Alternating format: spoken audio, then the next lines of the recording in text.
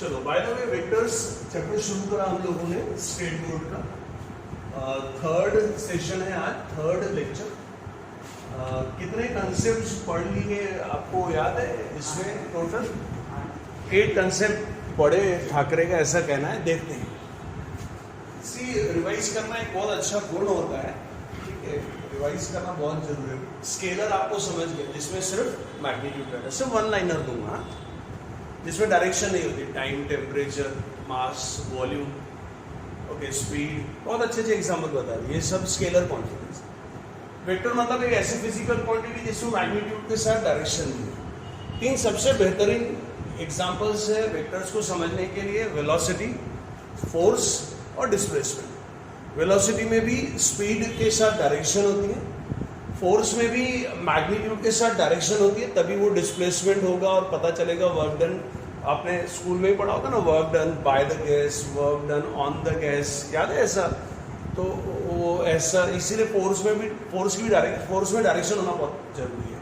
Newton में उसका magnitude और डायरेक्शन, और उसके अलावा फिर जो मैंने डिस्प्लेसमेंट बोला, बहुत सुंदर, बेहतरीन। सबसे अच्छा मुझे डिस्प्लेसमेंट ही लगा, क्योंकि डिस्टेंस और डिस्प्लेसमेंट से आपको स्केलर और वेक्टर का डिफरेंस समझेगा, और स्पीड और वेलोसिटी से आपको समझेगा डिफरेंस किसमें। कोई स्टेशनरी, मैंने स्पीड का बहुत अच्छा एग्जाम्पल बताया। चालू गाड़ी आप भैं करो, उसमें स्पीड होती है लेकिन वेलोसिटी नहीं होती। उसमें जब मोशन आ जाएगा तो वेलोसिटी आ जाएगी। सो आई होप आपको स्केलर समझे, वेक्टर समझे, रिप्रेजेंटेशन आपको रिप्रेजेंटेशन समझा कि डायरेक्टेड लाइन सेगमेंट से एक वेक्टर को रिप्रेजेंट करते हैं। 3 चीजें याद रखनी है उसमें। 3 चीजें होती है। एक उसका point of application, initial point जहाँ टर्मिनल पॉइंट, और दूसरा line of action of what vector. ऐसे 3 चीजें आपको याद रखनी चाहिए। और वो उस हर वेक्टर में, क्योंकि 2 चीजें होती है, एक उसका मैग्नीट्यूड और डायरेक्शन, तो इनिशियल से टर्मिनल पॉइंट तक उसकी डायरेक्शन होगी, और वो जो डायरेक्टेड लाइन सेगमेंट वेक्टर को रिप्रेजेंट करती है, उस डायरेक्टेड लाइन सेगमेंट का जो लेंथ है वो उसके मैग्नीट्यूड को रिप्रेजेंट करता है। ये सबको शायद पता है कि कैसे हम लोग वेक्टर को थ्योरेटिकली या मैथमेटिकली ऑन पेपर रिप्रेजेंट करते हैं, लेकिन मैंने आपको ये भी बताने की कोशिश करी कि वो थ्योरेटिकली रिप्रेजेंट करने की जरूरत क्या है। अब जरूरत क्या है, मैं आपको एक बिल्कुल छोटा सा एक एग्जांपल बता देता हूँ कि जैसे किसी यहाँ पर कोई ऑब्जेक्ट पड़ा है, और अपन अक्सर ऐसा होता है ना कि रोड पे चलते रहते हैं, अपने को कुछ पत्थर दिख जाता है या कोई ढक्कन दिख जाता है, कोई कैन दिखती है, तो अपने को अपने इसमें क्या है क्यों हंस रहा भाई? अपने दिमाग में ना ऐसा कीड़ा रहता है, अपन उसको ऐसी लात मारते ही दिखा दो। तो सोचो किसी पार्टिकल को आपने यहाँ से लात मारी तो इधर यहाँ पे जाके रुक गया। फोर्स दिया आपने, फोर्स से क्या आया? डिस्प्लेसमेंट हुआ, डिस्प्लेसमेंट से वर्क डन भी हुआ वहां पे। और अपने को जब तक वो अपने पहुंच से बाहर नहीं जाता, तब तक उसको अपन लात मार के खींचते लेके जाते। किसी को तो इतनी चूल रहती है कि वो रोड के नीचे भी गया तो भी उधर भी जाके उसको ढक्कन और लात मारेंगे, रहते कोई ऐसे। तो सपोज वो कैन जो भी है वो यहाँ पहुंची, और फिर यहाँ से यहाँ पहुंची, और यहाँ से यहाँ पहुंची। तो ये 3 फोर्सेस आपने अप्लाई किए, जिससे 3 बार वो पार्टिकल डिस्प्लेस हुआ। तो ये काम आपने क्या करा? प्रैक्टिकली आपको फोर्स दी और उसकी डायरेक्शन दी। तो उसका ओवरऑल इफेक्ट अगर काउंट करना है, समझ रहे हैं? तो इसीलिए उन फोर्सेस को थ्योरेटिकली डायरेक्टेड लाइन सेगमेंट में कन्वर्ट करना पड़ेगा, और कन्वर्ट करके हम लोग क्या करते हैं? रिजल्टेंट उसका पता करते हैं। सिंपल सा लॉजिक है ये। उन लोगों के मुंह पे करारा तमाचा है, ओके, आमिर खान के मुंह पे, कि जो ऐसा बोलता है कि पढ़ाई का क्या फायदा है। आप क्या करते हैं? एक प्रैक्टिकल लाइफ एग्जांपल को मैथमेटिकली कन्वर्ट करते हैं, और उसका मॉडल बना के आप उसको कंक्लूड करते हैं। इसको डिसीजन मेकिंग वर्ड बोला जाता है, इसको प्रोजेक्शन भी बोला जाता है, इसको मैथमेटिकल मॉडल भी बना जाता है। कहीं भी कोई बिजनेस हो, चाहे इंजीनियरिंग हो या कहीं भी टेक्निकल काम हो, उसका पहले पूरा एनालाइज करा जाता है, मैथमेटिकल मॉडल बना के उसके रिजल्ट्स तक देखे जाते हैं। मैं आपको एक छोटा सा और एग्जांपल बताता हूं। आपने स्कूल में प्रोजेक्टाइल पढ़ा है ना, प्रोजेक्शन पढ़ा है, फिजिक्स में पढ़ा होगा। तो उसमें आप देखो, उसमें टाइम ऑफ फ्लाइट का भी फॉर्मूला है। उसमें क्या है? वो जो रेंज है टाइम ऑफ फ्लाइट आपको पता है ना, कितनी देर उतर रहेगा, और उसकी रेंज भी, जो सबसे उसको कहाँ पे जाके गिरेगा, वहां से लेके, सोचो ये क्या है, ये एक स्टडी है जिसको आपने थ्योरेटिकली कन्वर्ट करके उसका टाइम ऑफ फ्लाइट का फॉर्मूला बनाया, आपने उसकी रेंज का फॉर्मूला बनाया। आप तो असल में वो पूरे कर्व को डिस्क्राइब करने वाले कर्व की इक्वेशन नहीं लिखते, वो पैराबोलिक होता है। तो ये तो प्रैक्टिकल लाइफ है ना। सोचो इधर वो ठाकरे खड़ा है और उधर वो यहां से वो वाले चौक पे सपोज वो खड़ा है मयंक, और इसको मारने का है गोटा। तो प्रोजेक्टाइल मोशन में मैंने इंजीनियरिंग करी, इससे मुझे प्रोजेक्टाइल मोशन की क्लियर कट दो इनपुट पता है। आपको इनिशियल वेलोसिटी पता होनी चाहिए, यू, याद आ रहा है आपको, और उसके अलावा आपको पता होना चाहिए एंगल ऑफ प्रोजेक्शन, यू और थीटा। बस तो मुझे आप बताओ कि कितनी जोर से फेंकेंगे और किस एंगल से फेंकेंगे। आप वो झाड़ पे जो आम तोड़ते हैं ना, वो भी आप प्रोजेक्टाइल मोशन से तोड़ते हैं। आप उसको प्रोजेक्ट करते हैं, प्रोजेक्ट नाम कितना सुंदर है, प्रोजेक्ट करते हैं कि इधर मारने का है, इधर। एक एग्जांपल भी था कि कितने एंगल से फेंका तो फिर वो क्या होगा, वो दीवार को क्रॉस करके जाएगा। फिर ट्रेजेक्टरी मोशन भी है, अगर आपने पढ़ा हो, ये इंजीनियरिंग में फिर से पढ़ना है। अच्छा, मुझे कैसे पता, मैं तो मेरा तो फेवरेट सब्जेक्ट फिजिक्स है, लेकिन उधर पढ़ाते पढ़ाते मैं ही नहीं समझा ना, बर्बाद हो जाऊंगा, इसलिए पढ़ाता नहीं। उसमें एक जगह भी है कि उसकी जो हाइट भी है ना, हाइट पता करने के लिए वो वेलोसिटी को जीरो से इक्वेट करते हैं। तो वेलोसिटी को जीरो से इक्वेट करा तो आपको वो टाइम मिलता है, और वो टाइम पे आपको उसकी पोजीशन मिलती है। नहीं तो मैं प्रोजेक्टाइल मोशन जब पढ़ाता था इंजीनियरिंग का मैकेनिक्स, तो वो हाइट निकालने के लिए v को जीरो, ऐसा होता है ना, वो जायंट व्हील पे अपन ऊपर जाके जब सबसे पीक पे जाके जब नीचे आते तो अपने को ऐसा पेट में भी गुड़गुड़ ऐसी ठंडा ठंडा होता। वो क्यों होता है? वो फिजिक्स है, वो साइंस है, वो मैथ्स है। बिकॉज वहां पे due to sudden change of the direction of motion आप ऊपर जाते जाते धड़ाक से नीचे आना शुरू कर देते हैं। तो just for the instant, just for the fraction, एक सेकेंड के भी कम समय के लिए आपकी मोशन क्या हो जाती है, पॉज हो जाती है। पॉज मतलब अचानक ऐसा एक फ्रैक्शन के लिए जीरो हो जाता है, इसीलिए वो अपने को ऐसे गुड़ लगता है। लिफ्ट में भी ऐसा बहुत बार लगता है। जाने दो, वापस आते हैं, कहाँ चलेगा। मैं बताना चाहता हूं कि ये मैथमेटिकल मॉडल बनाए जाते हैं। आप जब सर्कुलर मोशन पढ़ते हैं, उसमें वेलोसिटी की direction is always tangential to the circle होती है। आपने उसमें वेक्टर का यूज करके निकाला है कि अगर वो छूट गया वहां से तो कहां जाके गिरेगा। मैं ये बताना चाहता हूं कि ये उन लोगों के मुंह पे तमाचा है जो साले कैसी तो भी बिना पढ़े लिखे कहीं अच्छी जगह पहुंच गए, तो वो ऐसे ही बताते कि पढ़ाई का क्या फायदा। अरे पढ़ाई का बहुत फायदा है। आप प्रैक्टिकल लाइफ एग्जाम्पल को एनालाइज करते हैं, जिससे आप मैं तो बहुत, मैंने कहा ना, लोग बोलते हैं ऐसे भाषण करते हैं, ये फ्लाईओवर बन रहे, ये सब बन रहे, ये क्या ऐसे बना के देखते क्या कि बना के देखते और माल भरो, गिरा तो ठीक, नहीं तो फिर दूसरा बना लेंगे। अगर आपने अच्छे से रिसर्च करी होगी तो जब मेट्रो की लेन बन रही थी तो आपने देखा ना, पहले सॉइल सर्वे होता है। यहाँ आपने देखा कहीं पर कॉलम की हाइट कम है और कहीं पे ज्यादा है। You know why? Reason is कि वो जो सॉइल कैपेसिटी है, सॉइल कैपेसिटी के हिसाब से कहाँ कितना डेप्थ चाहिए, कहाँ। अच्छा, आप मैंने कहा ना, मैं गलत डायरेक्शन, एक्चुअली पढ़ाई ऐसी करनी चाहिए। आप अच्छे से अजनी स्क्वायर से लेके राटे कॉलोनी स्क्वायर तक के ट्रैक को ऑब्जर्व करो। अगर आपने अच्छे से उस ट्रैक को ऑब्जर्व करा अजनी स्क्वायर से राटे कॉलोनी स्क्वायर तक, तो आधा ट्रैक एक सिंगल कॉलम बेस्ड है और उसमें ऐसा रेडी कास्ट उन्होंने पिलर डाले। लेकिन आधा जो आपने देखेंगे ना, उसका शेप वो ये एंड तक उन्होंने पूरा खुद कास्ट करा। पता नहीं, आप अभी अगली बार जाके देखना, नहीं समझा तो गवारों के समान बताता हूं। आधे कॉलम का शेप अलग है उसी रोड पर। 1 किलोमीटर के अंदर आधे किलोमीटर पे अलग शेप के रोड कॉलम बने हुए और आधे किलोमीटर पे अलग, बिकॉज वो पहले सर्वे हुआ, सर्वे के हिसाब से जो कैपेसिटी, सॉइल की कैपेसिटी, उसके हिसाब से, और सब कुछ पहले पेपर पे पूरा डिजाइन बना कि प्रिडिक्टेबल कि भैया ये गिरेगा नहीं, कि ऐसा थोड़ी बना के देखते हैं गिरा तो फिर देखेंगे फिर। और ये क्या है, ये मैथ्स है, ये साइंस है। आप बोलेंगे आज इतना क्यों भाषण दे रहे हैं, वेक्टर बहुत महान चैप्टर है, जहाँ फोर्स है, हर जगह फोर्स ही है ना, वहाँ पे भी तो फोर्सेस होंगे, जाने दो, समझे ना। कुल मिला के मैं बताना ही चाहता हूँ कि थ्योरेटिकली वेक्टर को रिप्रेजेंट करने की क्यों जरूरत है, आप मैथमेटिकली आप किसी भी प्रैक्टिकल लाइफ एग्जाम्पल को एनालाइज कर सकते हैं। फिर उसके बाद आपने रिप्रेजेंटेशन का नोटेशन भी देखा कि कैपिटल लेटर्स में ऐसे होता है, vector A B, vector C D, vector P Q, और सिंगल लेटर में जैसे आपने देखे आई बार, जे बार, के बार, है ना। और उसके बाद आपने नल वेक्टर देखा। नल वेक्टर के बारे में मैंने कल के लेक्चर में, दूसरे लेक्चर में समझ गया होगा नल वेक्टर कि रिजल्टेंट डिस्प्लेसमेंट आए, यहाँ पर एक्सप्लेन नहीं करते, बहुत रिपीट हो रहा है। और फिर उसके बाद आपने यूनिट वेक्टर देखा। यूनिट वेक्टर की कहानी अभी भी बाकी है, अभी तक कंप्लीट नहीं हुआ। आपको सिर्फ अभी तक इतना ही नॉलेज है कि एक वेक्टर जिसका मैग्नीट्यूड 1 यूनिट होता है उसको हम लोग यूनिट वेक्टर कहते हैं, और उसको जनरली क्रो मैंने बताया ना, क्रो से या कैप से डिनोट करते हैं, पढ़ा भी ऐसे ही जाता है। और उसके बाद आपने कल इक्वालिटी देखा।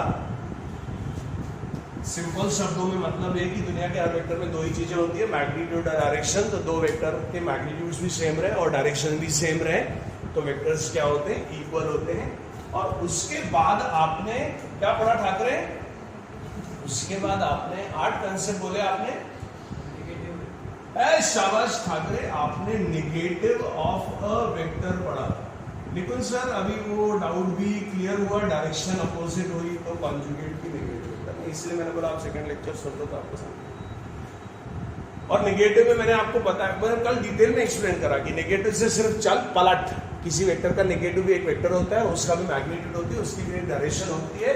और उसके अलावा आपने पढ़ा ठाकरे, क्या बोलना ठाकरे, शर्म मत कर, वैसे ही खत्म हो गया सब देश, triangle law of vector addition, है कि नहीं।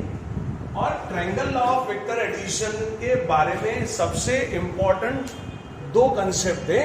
पहला कंसेप्ट कि triangle law of vector addition says vector A B plus vector B C is always equal to vector A C irrespective of कि वो ट्रायंगल बने कि नहीं। कोई ए से बी गया, बी से सी गया, कुल मिला के वो ए से सी गया। आया समझ। और कभी ट्रायंगल बनता है, कभी नहीं भी बनता।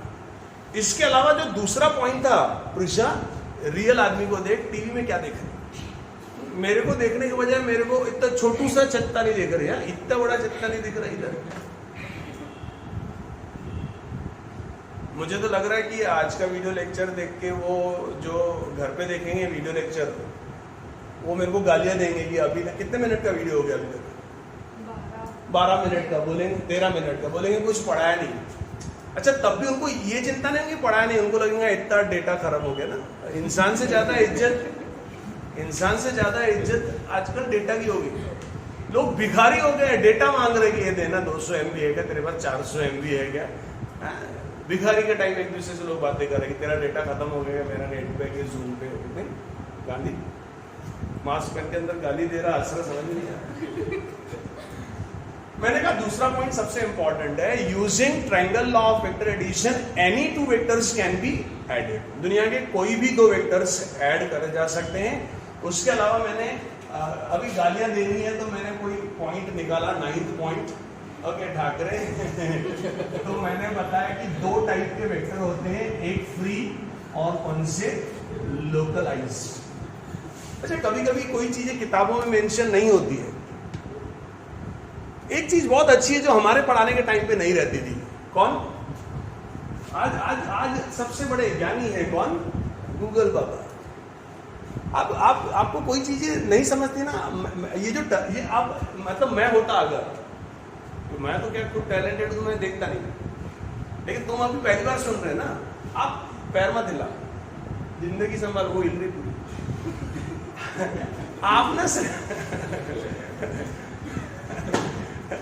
आपने सिर्फ गूगल में ये वर्ड्स डाल के देखो, आपको मजा आएगा।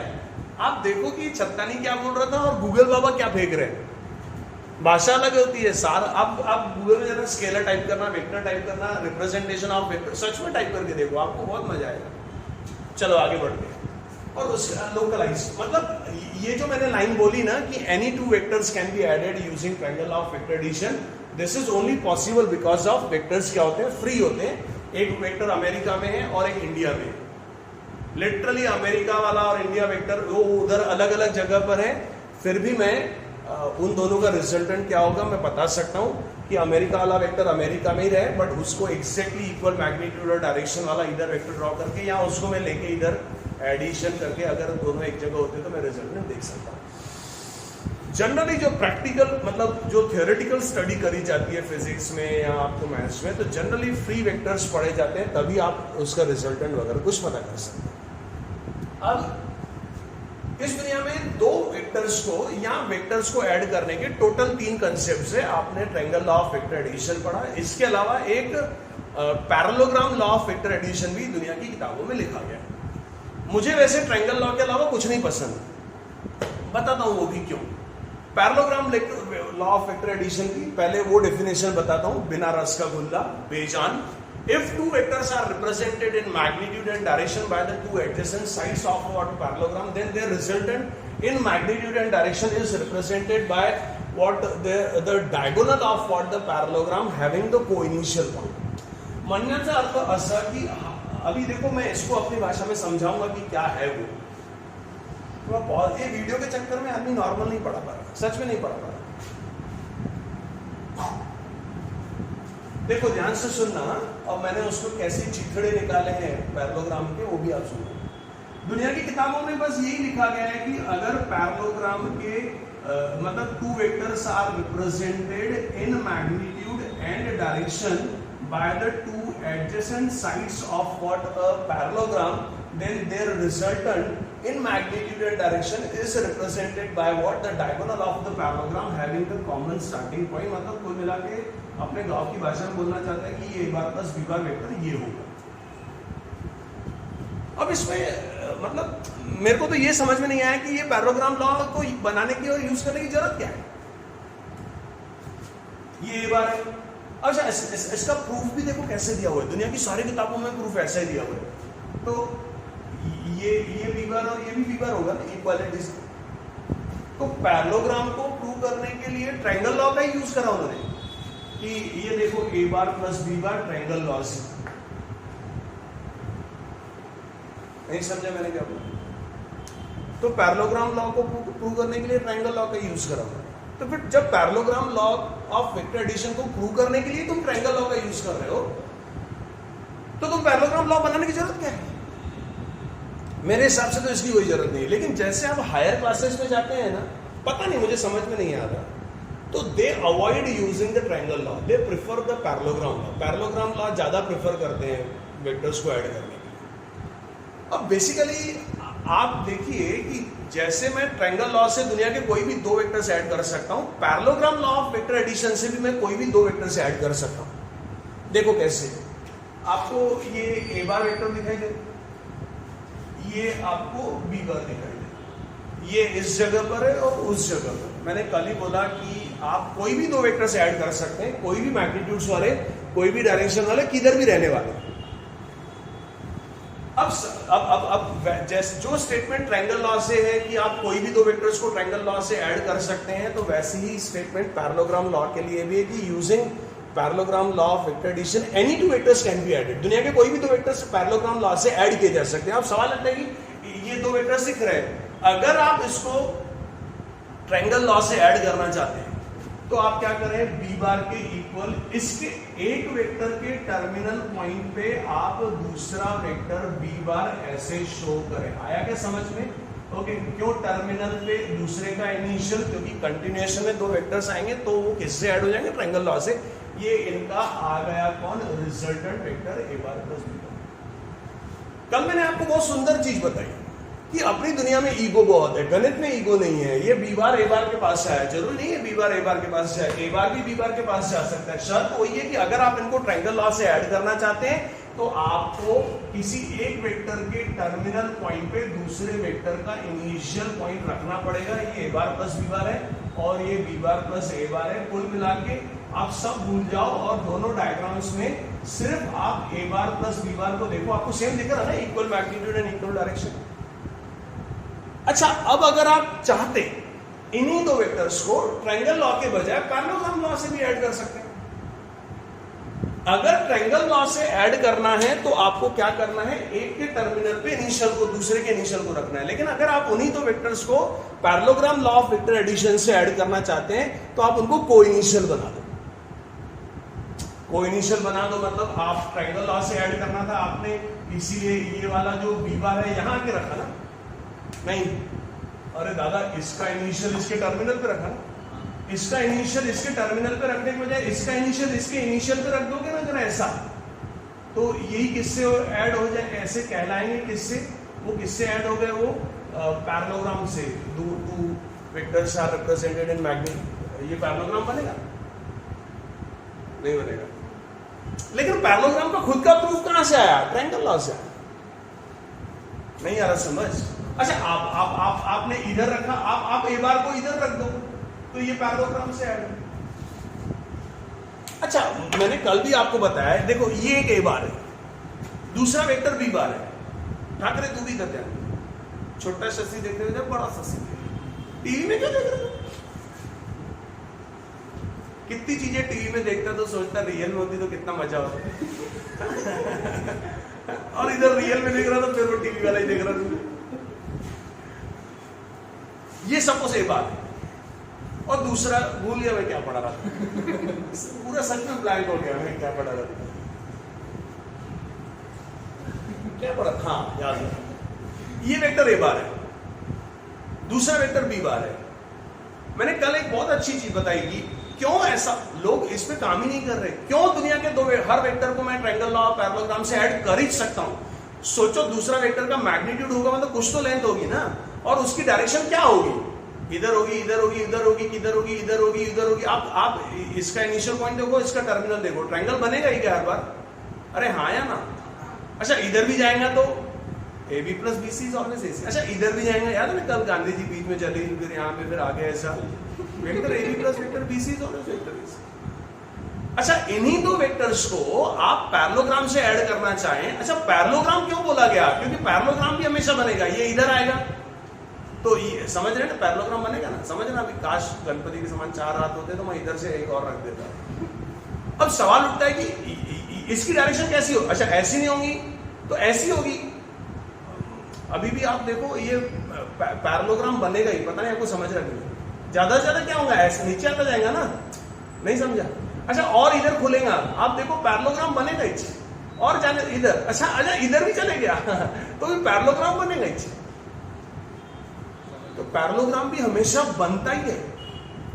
अगर दोनों वेक्टर सेम डायरेक्शन में है तो ऐसे ऐड हो जाएंगे, अपोजिट में है तो ऐसे ऐड हो जाएंगे, और सेम और अपोजिट में नहीं है तो अगर आप ट्रायंगल बनाना चाहें तो ऐसे बनेगा, पैरेललोग्राम बनाना चाहें तो ऐसे पैरेललोग्राम बनेगा ही।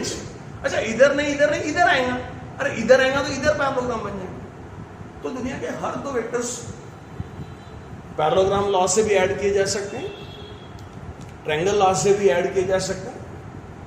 दुनिया के लोग parallelogram law of vector addition बहुत यूज करते हैं। मुझे ट्रायंगल, मैं क्या गंवार आदमी हूं, मुझे बेसिक चीजें बहुत पसंद है। आज भी मुझे घर में समझ रहे ना बहुत ऐसी चटखारे वाली और शौकीन और नॉट गुड फॉर हेल्थ पसंद नहीं करता हुआ, वो भले तो टेस्ट में थोड़ी कड़वी हो लेकिन सेहत के लिए अच्छी ऐसी चीजें मैं प्रेफर करता हूँ। नहीं समझा?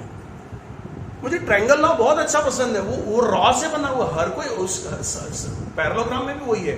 उसके अलावा polygon law of vector addition आप देखो, उससे जैसे ये वो ढक्कन वो इधर गया, इधर से इधर गया, इधर से इधर गया,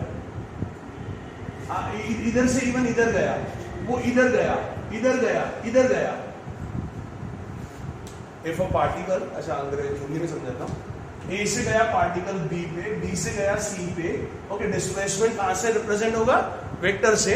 सी से गया डी पे, डी से गया ई पे, ई से गया एफ पे, एफ से गया एफ क्या आता है जी, और जी से गया एच पे।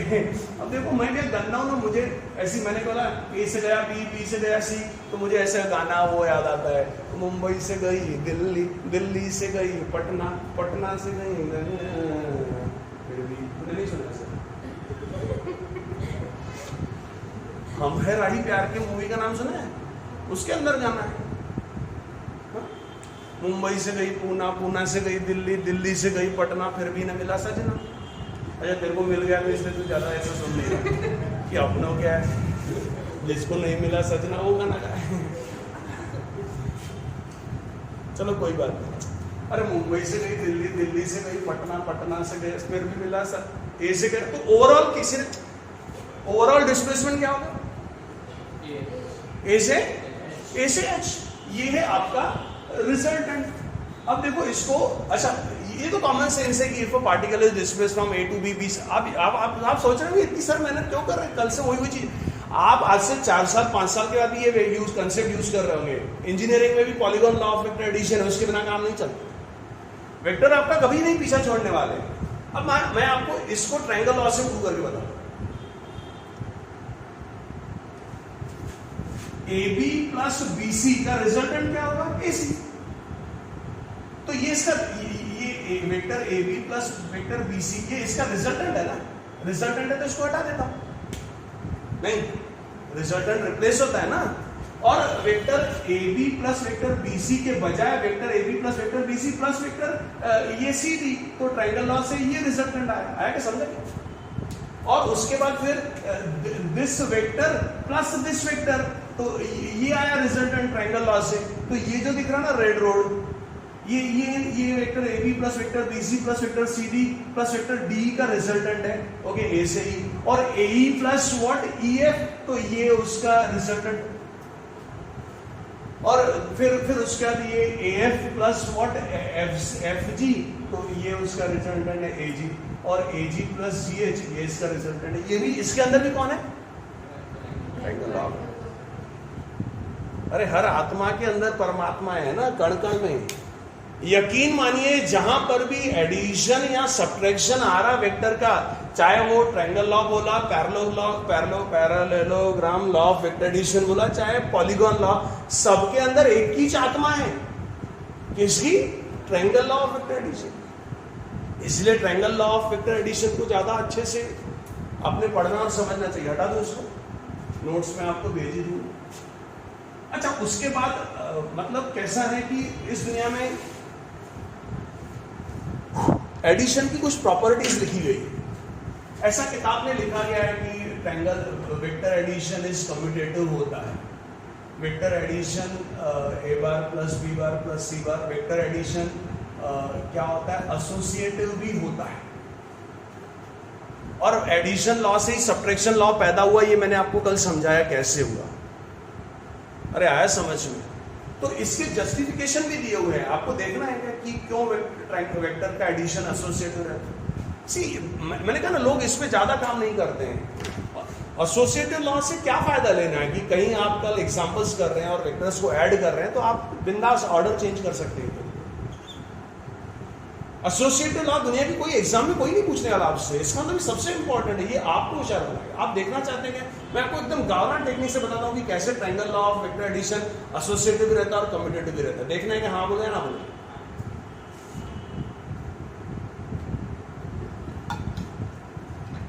Bye the way, triangle law of vector addition commutative होता है, ये आपने कल से भी देख लिया। आपने देखा A बार प्लस B बार, बोलो देखो, ये है A बार और ये है व्हाट B बार, और ये क्या है आपका A बार प्लस B बार, है ना।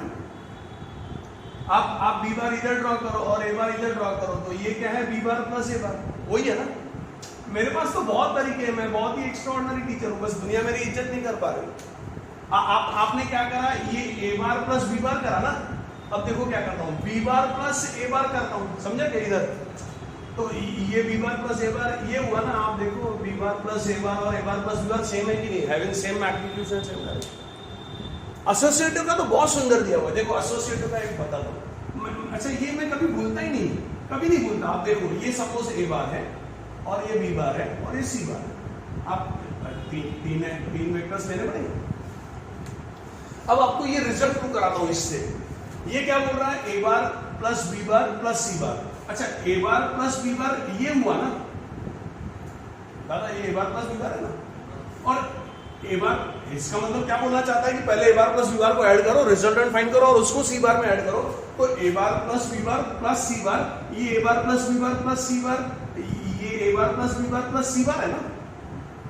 लेकिन अब इससे क्या बोल रहा है कि नहीं, पहले B बार और C बार को ऐड करो, तो B बार प्लस C बार ये हुआ ना। अरे आ रहा है समझ में? B बार प्लस C बार, तो ए बार प्लस इधर से जाने का बी बार प्लस सी बार, तो यही आएगा ना। तो this is equal to what, A bar plus B bar plus C bar. कितना सिंपल लॉजिक से, गाउरन टेक्निक से समझा कि जो वेक्टर्स का एडिशन है वो एसोसिएटिव है।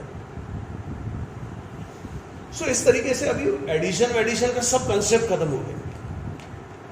अभी हम लोग एक नया कंसेप्ट पढ़ेंगे। वीडियो को थोड़ा पॉज कर देता हूँ ना, थोड़ा मैं भी यार ब्रेक ले लूँ ना, माइंड को क्या नहीं। कितने मिनट का हो गया? 30 मिनट का हो गया। चलो सी नेक्स्ट कंसेप्ट हम लोग अभी वेक्टर्स का पढ़ेंगे, that is called scalar multiple. मेरा ये बहुत फेवरेट कंसेप्ट है, मुझे वैसे हर चीज फेवरेट लगती है पढ़ाई की, गणित की एटलीस्ट। इंग्लिश समझती है ना आपको, तो मैंने क्या लिखा, scalar multiple of a vector. अभी आपको समझता है स्केलर क्या होता है, आपको वेक्टर भी समझता है। तो now we will see the scalar multiple of a vector. ध्यान से सुनो, suppose A bar is a vector. जैसे ही मैंने बोला ए बार इज अ वेक्टर, तो आपके मन में क्या ख्याल आया?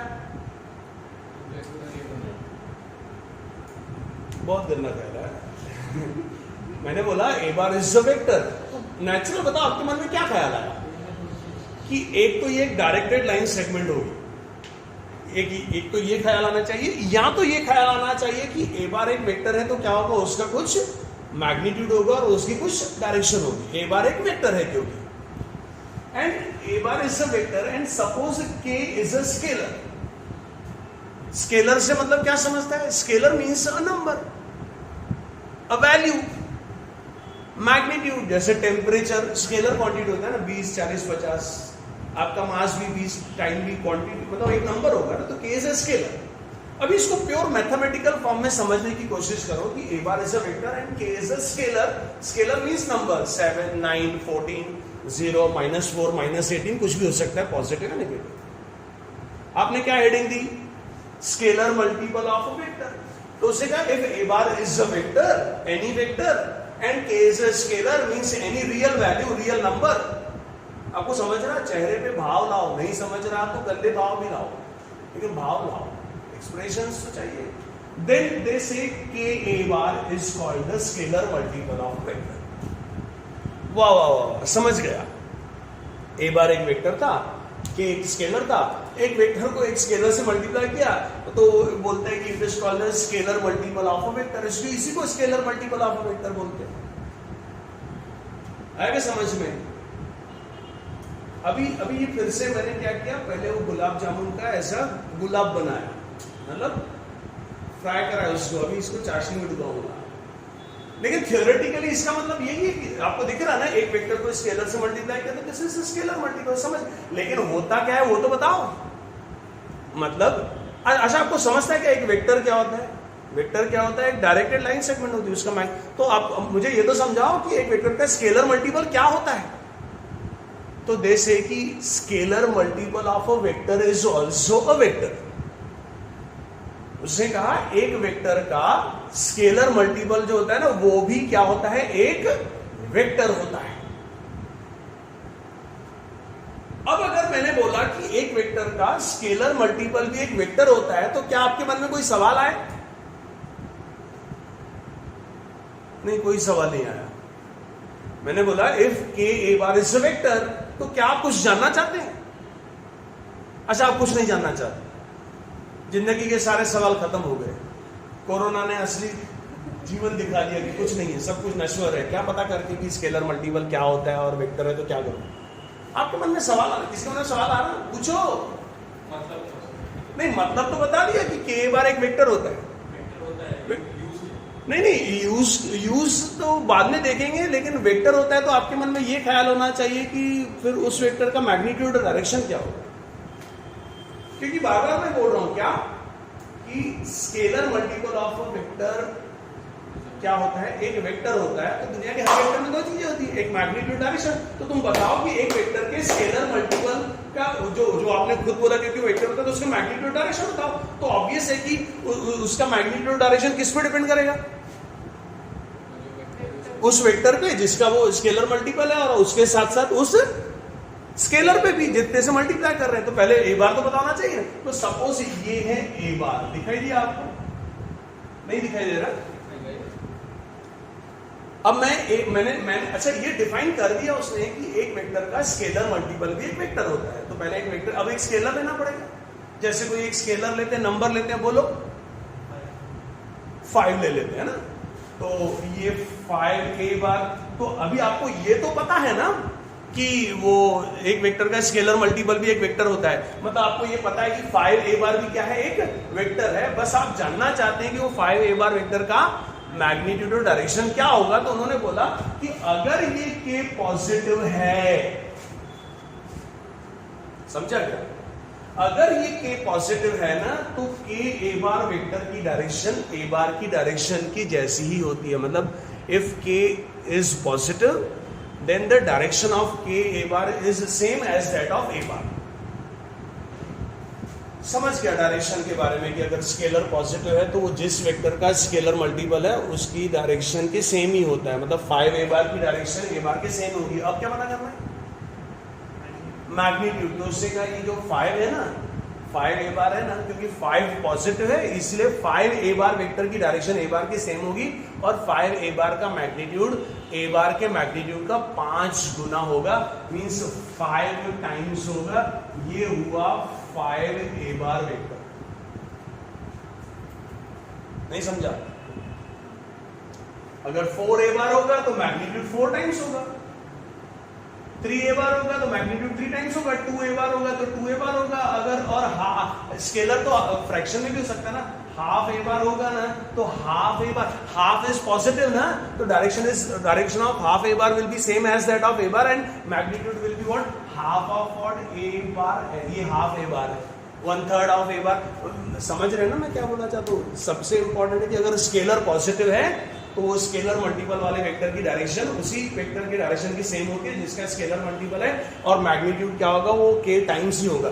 मतलब I can say if k is greater than 0, direction of k a bar is same as that of a bar and magnitude of k a bar, वाह वाह वाह वाह, सुंदर correct, mod of k a bar, mod of k a bar is k times mod of a bar। k a bar का magnitude a bar के magnitude का ही k times होगा।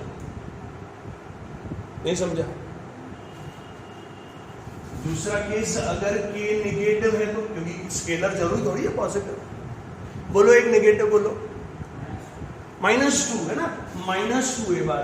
तो किताबों में ऐसा एक्सप्लेन करा गया है कि the scalar is negative, the direction of negative scalar multiple, that is direction of -2 A bar will be opposite to that of what, A bar, and magnitude is mod of -2 times, क्योंकि magnitude तो कभी negative नहीं होगा ना, length कभी negative होती है क्या?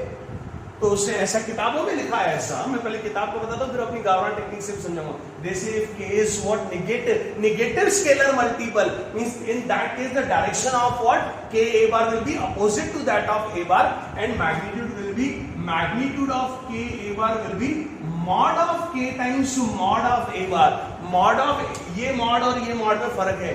This mod says the magnitude of a bar and this mod says the absolute value, absolute negative नहीं चाहिए, तो इसका पॉजिटिव पार्ट -2 टाइम्स है, तो मैग्नीट्यूड -2 टाइम्स थोड़ी होता है। अच्छा, मैंने इसको कैसे एक्सप्लेन करा?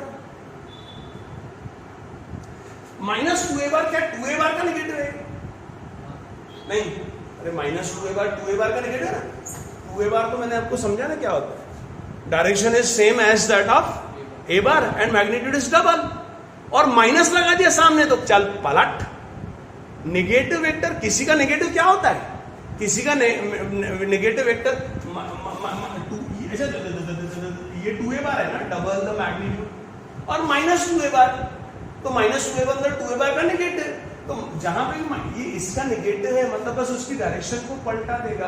तो इसको ऐसा एक्सप्लेन कर देते हैं कि अगर नेगेटिव स्केलर मल्टीपल है तो माइनस को हटा दो, पॉजिटिव स्केलर मल्टीपल समझ गया है, सेम डायरेक्शन में, और मैग्नीट्यूड वो पॉजिटिव टाइम्स और नेगेटिव, तो बस उसकी डायरेक्शन पलटा देना। नहीं समझा? अगर कल को -7 ए बार होगा तो ये ए बार की अपोजिट डायरेक्शन में होगा और मैग्नीट्यूड 7 गुना होगा।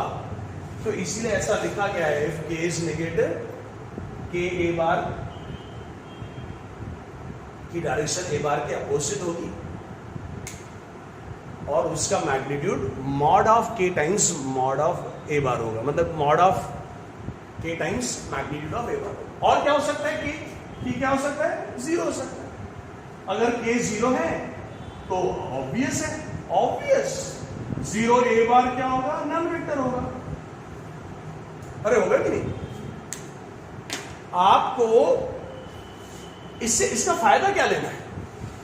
आपको इससे सबसे इंपॉर्टेंट बात आपको क्योंकि आप फिजिक्स में वेक्टर पढ़ चुके तो मैं आपको एक्सप्लेन कर देता हूं। कल को आपको कहीं 7p बार दिखा, ऐसा दिखा होगा ना एक्सप्रेशन, 7p बार, चलो -4q बार, ये लिख देता हूं। लोग इसको मशीनों के समान देख रहे हैं। ये 7p बार क्या है, ये p बार वेक्टर का 7 टाइम्स स्केलर मल्टीपल है, और वेक्टर का स्केलर मल्टीपल क्या होता है, एक वेक्टर ही होता है। तो ये एक वेक्टर है ना, और दूसरा क्या है, -4 टाइम्स q बार है, तो q बार का नेगेटिव स्केलर मल्टीपल है, तो नेगेटिव स्केलर मल्टीपल भी एक वेक्टर होगा ना, बस उसकी डायरेक्शन q बार के अपोजिट में होगी। तो अल्टीमेटली मैं अभी सवाल पूछूंगा, आपको जवाब समझेगा तो जवाब देंगे तो मैं समझ जाऊंगा। तो अल्टीमेटली आपको ये बोर्ड पे क्या दिख रहा है, दो वेक्टर का एडिशन दिख रहा है, शाबाश। तो और दो वेक्टर का एडिशन क्या होता है, एक वेक्टर होता है, तो इसलिए इसका रिजल्ट कुछ ना कुछ लिखा जाता है। फाइनल कंक्लूड कर देता हूं, if a bar is a vector and k is a scalar, then k a bar is called the scalar multiple. If k is positive, direction of k a bar is same as that of a bar, and magnitude of k a bar is k times the magnitude of what, a bar.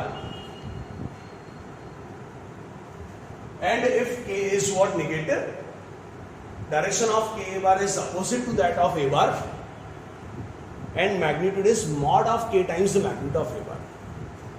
अभी काम की बात आपको मैं समझाता हूं। ये 2a बार है ना, अरे ये 2a बार दिख रहा है ना मैग्नीट्यूड,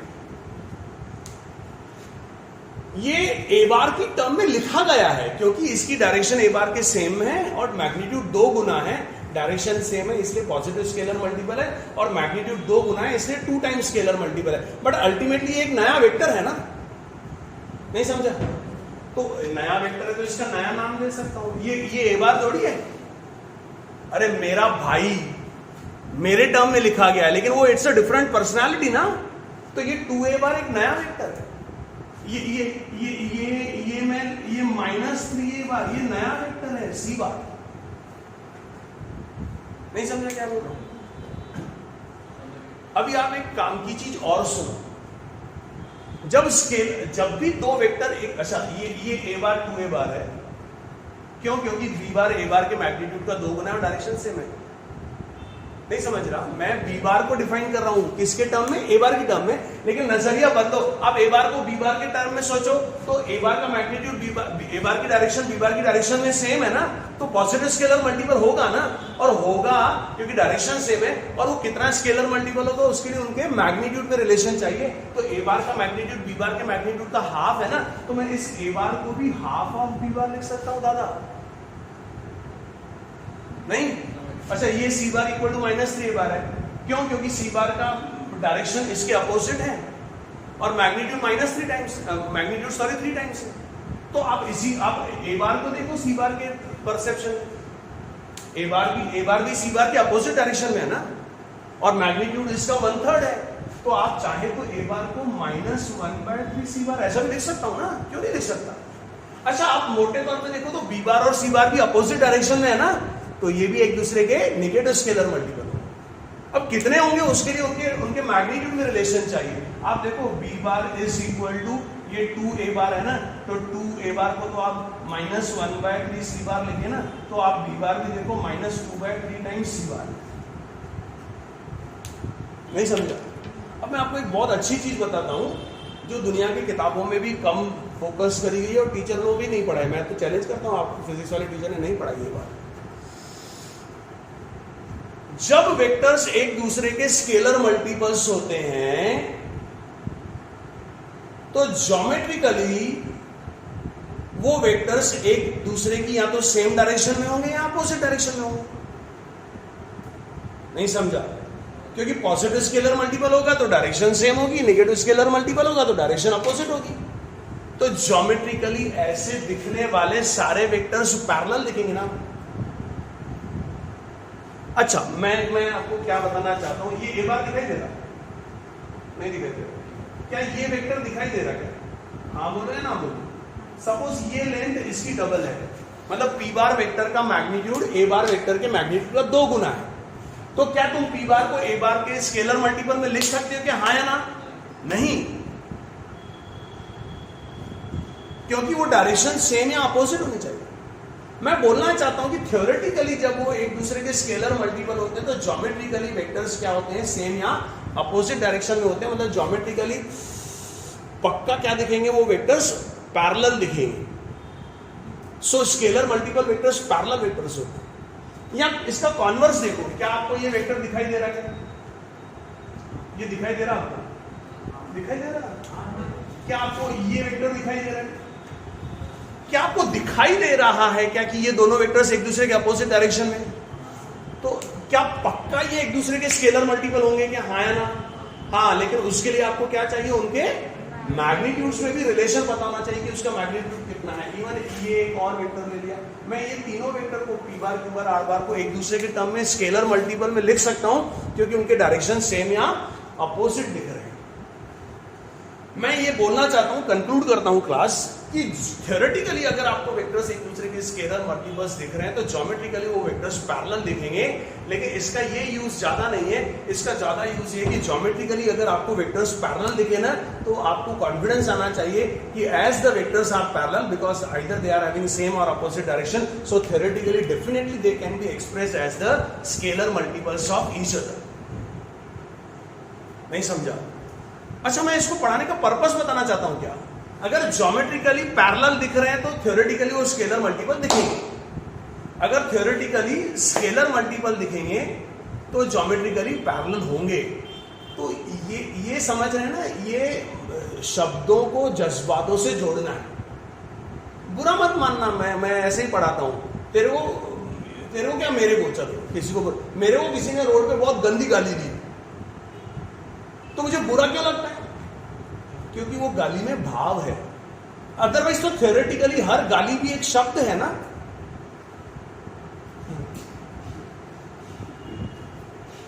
क्या है? नहीं, आप सोचो ना, जैसे समझ गए ना, नमस्कार, हाँ, तो वैसे ही तिरस्कार, वैसे ही चमत्कार, वैसे ही बलात्कार। नहीं, आप सोचो, अब हर शब्द से भाव निकल रहा ना। तो आप क्या करते हैं? बुरा लगा क्या? मैं तो बहुत अच्छे, आप उन शब्दों से भाव लेते हैं। इसीलिए आपसे किसी ने बुरी बात करी तो आपको बुरा लग रहा, आपने किसी ने बहुत ही इमोशनल बात करी तो किसी की बातें सुन के किसी को रोना भी आ रहा है। लेकिन है तो वो डिक्शनरी के वर्ड और शब्द और हिंदी भाषा ना, तो भाषा में भाव है। तो मैं आपको ये समझाना चाहता हूं कि आपको आजकल वेक्टर्स स्केलर मल्टीपल दिखे ना थियरी में, तो उसको मन में भाव महसूस करना, उसका कंसेप्ट की असल में ज्योमेट्रिकली वो वेक्टर्स कैसे हैं? कैसे हैं? Parallelism is a geometrical concept जो बिना ड्रॉ किए वो दिखता नहीं है। लेकिन हम लोग वो थ्योरी से मन में महसूस करना सीखेंगे कि देखो वेक्टर्स पैरेलल।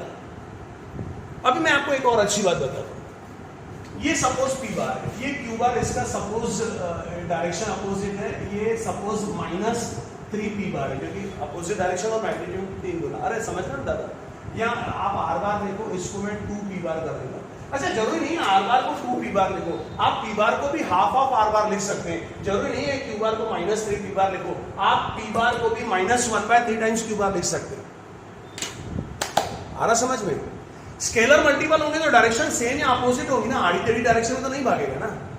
क्या मैं इस वेक्टर को उठा के इसके एग्जैक्ट इक्वल इस लाइन में ड्रॉ कर सकता हूँ वेक्टर?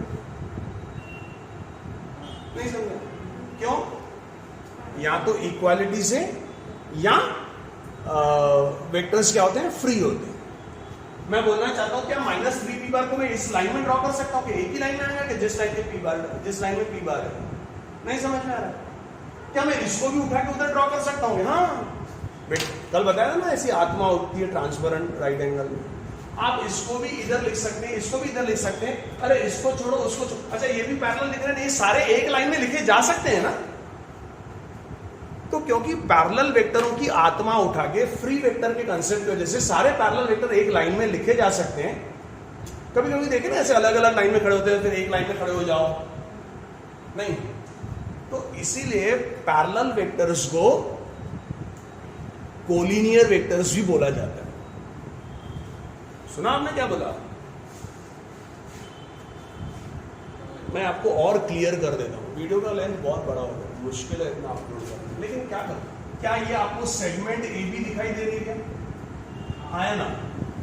क्या ये आपको सेगमेंट सी डी दिखाई दे रही है? हाँ या ना? अरे हाँ बोलो या ना बोलो? क्या ये दोनों सेगमेंट्स पैरेलल है क्या? हाँ या ना? क्या मैं इन दो सेगमेंट्स को कोलिनियर है ऐसा बोल सकता हूं कि हाँ या ना? नहीं, क्योंकि सेगमेंट्स है। ये कैसे बनती है? बिंदुओं से। ये बिंदु तो ये तेरा घर है, ये किसी और का घर है, अब घर थोड़ी उठेंगे, वो तो फिट है ना। Segments collinear, parallel segments collinear नहीं कहलाई जाती। लेकिन अगर ये वेक्टर ए बी और वेक्टर सी डी कर दूं, क्या मैं इन वेक्टर्स, क्या ये वेक्टर्स पैरेलल दिख रहे हैं कि हाँ या ना? क्या मैं इन वेक्टर्स को कोलिनियर बोल सकता हूं कि हाँ या ना? वेक्टर्स को कोलिनियर बोल सकता हूं क्योंकि वेक्टरों में से आत्माएं उठ के एक लाइन में जा सकती है, क्योंकि वेक्टर्स क्या होते हैं?